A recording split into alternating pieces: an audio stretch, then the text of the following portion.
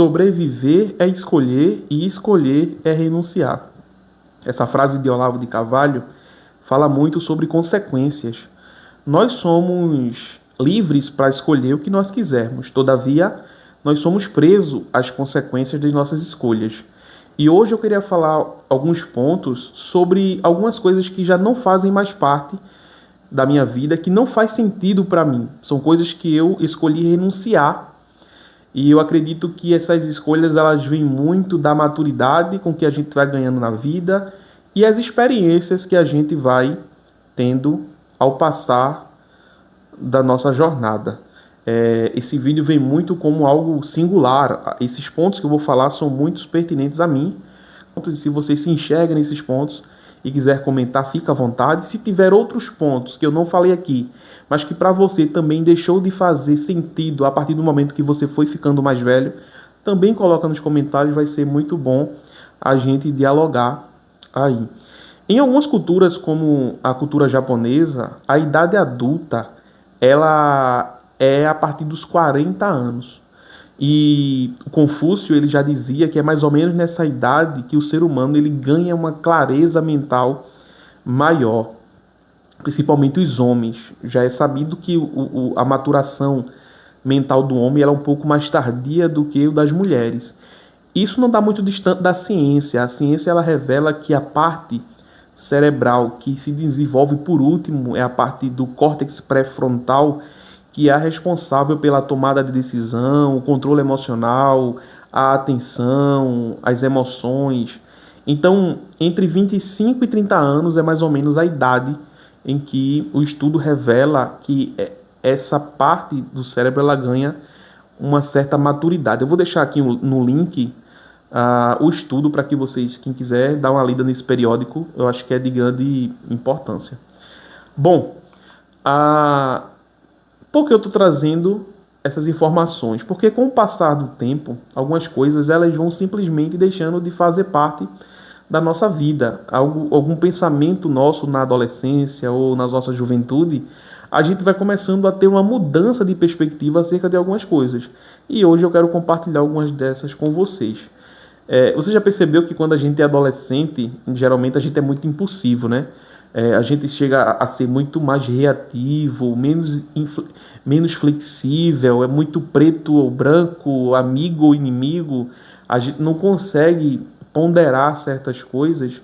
E é curioso que isso também acontece na vida quando a gente vai alcançando idades mais avançadas, né? Quando a gente ganha lá os 70, 80 anos de idade, o ser humano, a gente fala que perde o filtro, mas é exatamente por conta da queda dessas funções cerebrais que demora a ser maturada, mas ela também vai se perdendo com o passar do tempo, e aí a gente diz que quando a gente está velho, a gente volta a ser criança ou volta a ser adolescente. É muito interessante, né? Mas vamos aos pontos. O primeiro ponto é a validação externa, algo que para mim não faz sentido mais. A necessidade de aprovação de outras pessoas. Muitas das nossas escolhas, às vezes, a gente faz olhando para o que o outro vai pensar. Então, nossas compras, nossos relacionamentos, nossas atitudes, decisões importantes a ser tomadas, a gente muitas vezes faz, não com base em um planejamento, mas o que o outro vai achar disso. Principalmente nos dias atuais de rede social, onde todo mundo está nos vendo e a gente está vendo todo mundo. Mas viver buscando por essa validação é muito perigoso, porque você acaba construindo toda a sua vida em uma base que ela não é sólida, porque ela não é sua. É a base de alguém. A gente está construindo sob perspectiva de outros e não sobre a sua verdade, a sua própria vida ou aquilo que você acredita que você é. Então isso é muito perigoso. O segundo ponto que eu queria trazer aqui seria também a busca pela perfeição. É algo que para mim não faz sentido. Eu não estou falando em buscar excelência nas coisas que se faz. Isso aí é algo totalmente diferente. Eu estou falando aqui de uma perfeição que paralisa. É aquela perfeição de que eu só vou começar alguma coisa quando algo estiver pronto. Ah, eu só vou fazer isso quando eu tiver uma estabilidade financeira. Ah, eu só vou fazer isso quando eu tiver uma estabilidade emocional. Ah, eu só vou fazer isso quando isso. A gente sempre vai condicionando a uma estabilidade. E muitas vezes é uma estabilidade que não existe. Já diziam os teóricos da psicologia que o ser humano é um ser em falta. Sempre quando você chegar em algo, vai ficar faltando e você vai querer mais e mais, e você nunca vai chegar nessa estabilidade. Então, eu percebi que muitas coisas que aconteceram na minha vida, embora eu planejasse, as coisas mais importantes não foi planejada. E isso muitas vezes gera um convite ao descontentamento, porque a gente cria uma expectativa alta e se frustra na mesma medida. É só um lembrete de que tudo vai acontecer, tudo vai seguir o seu rumo.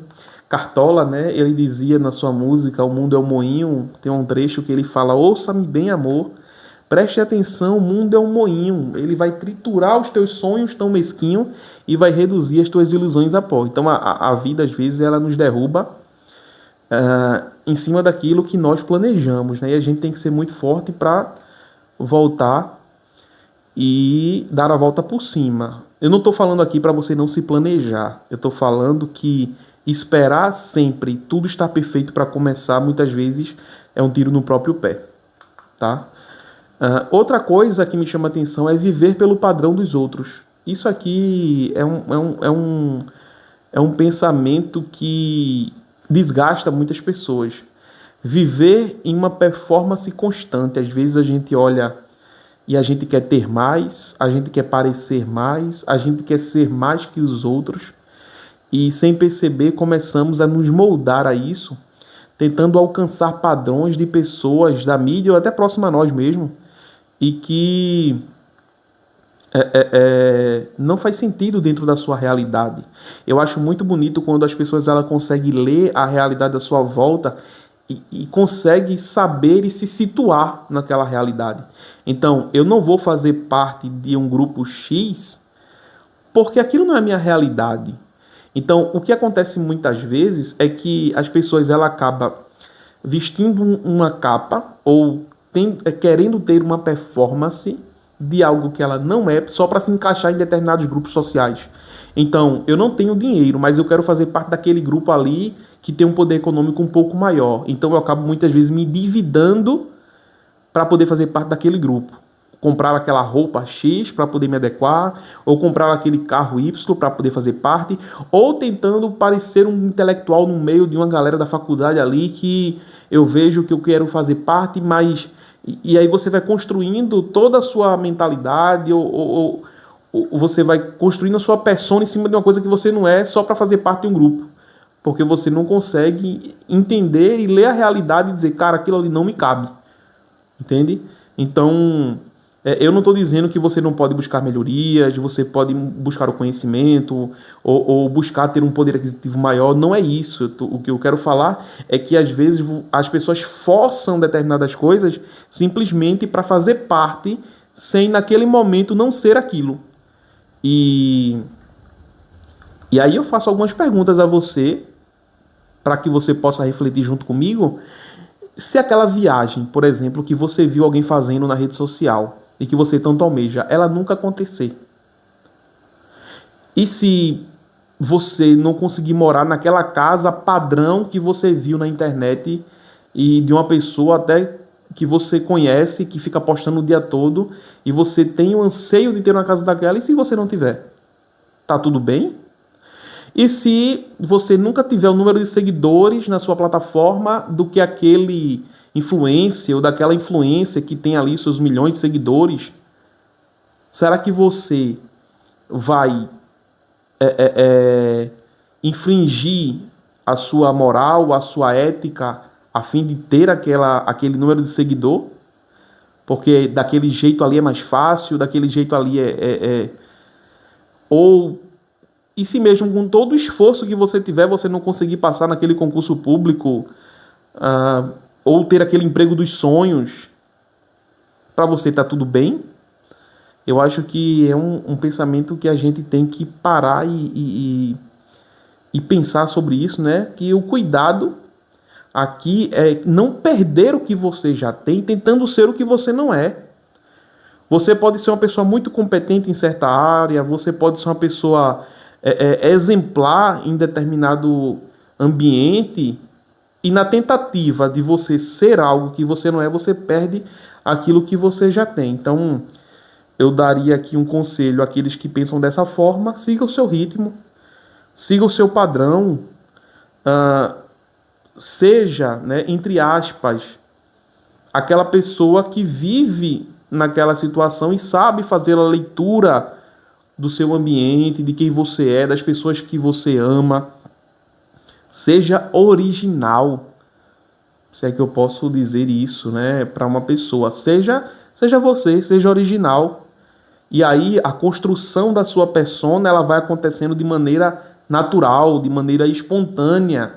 E se você tiver de fazer parte de um grupo social, se você tiver de fazer parte de um grupo X ou Y, isso vai acontecer naturalmente, vai ser orgânico, não por você forçar, mas porque você é. Entende? O quarto ponto é o apego à juventude. Essa é muito interessante, né? Chega um momento que você olha assim no espelho e você vê, né, sua careca, você vê a sua barba branca, você vê as rugas nos olhos, na papada, né, como a gente fala. E muita gente não consegue se aceitar, mas aceitar isso não é desistir da vida, é amadurecer. E que bom que isso aconteça, que bom que você se enxerga que está amadurecendo. Cuide do seu corpo, se exercite, se alimente bem, mas entenda uma coisa: o tempo ganha de todos. O tempo ele vai ganhar de você de toda forma. E que você não veja isso como uma destruição, mas como um tesouro bem guardado e que ninguém pode tirar de você, que é as suas experiências, as suas lutas, as suas conquistas, as suas vitórias.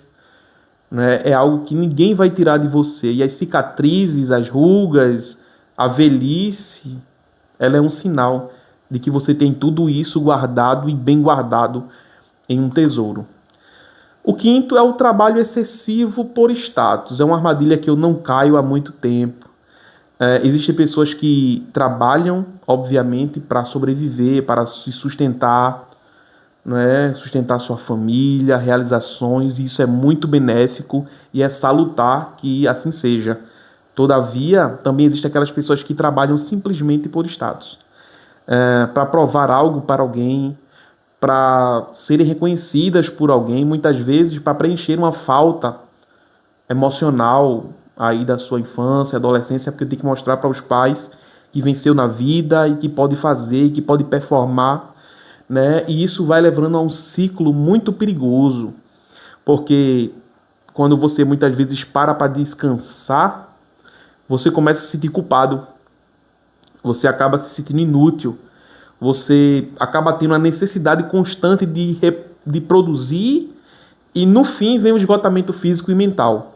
Então, eu não estou falando para você ser uma pessoa preguiçosa, estou falando aqui a ideia de que muitas vezes você vem com aquela perspectiva de que se a pessoa trabalha 100%, tem que trabalhar 200%, enquanto eles dormem eu trabalho, eu tenho que fazer meu primeiro milhão, eu tenho que fazer mais do que os outros, eu sou viciado, workaholic.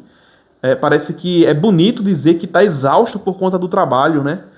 E você não precisa estar performando em alto nível a todo tempo, o tempo inteiro.